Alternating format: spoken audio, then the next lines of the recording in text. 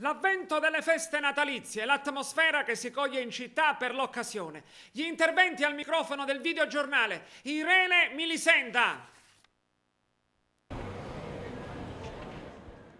Dicembre è ormai iniziato e l'atmosfera natalizia, oltre alla ricorrenza dell'Immacolata, pian piano si diffonde e avvolge tutta la città.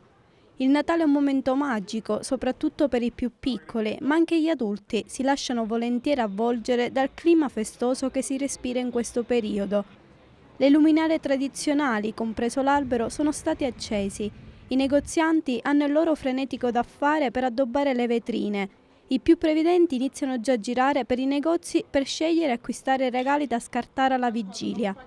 Mediamente, dato il periodo, si tratta di regali non molto costosi, ma piccoli pensierini per i familiari e per gli amici più cari, come profumi, sciarpe, cappelli e libri, tra gli oggetti preferiti.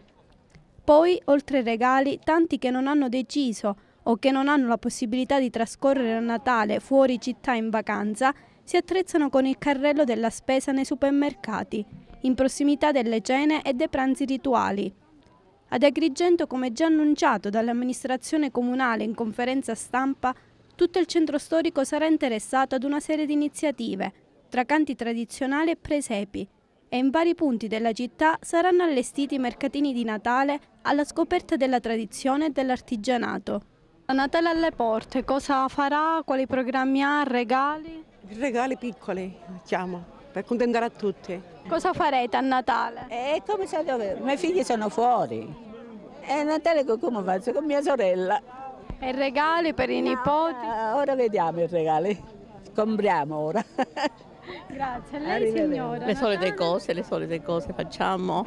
Pranzo, cena. In famiglia. Ma qualcosa si farà sicuramente. Regali? Ma ci siamo un po' limitati nei regali. In famiglia o andrà fuori? No, in famiglia.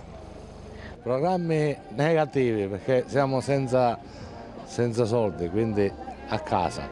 È un Natale come tutti gli altri, in famiglia, è la tradizione che c'è a Natale, regalini ai nipotini, tutto qua. In casa con i miei fratelli, in famiglia. E regali? I regali pensierini a tutti perché siamo in tanti. Grazie.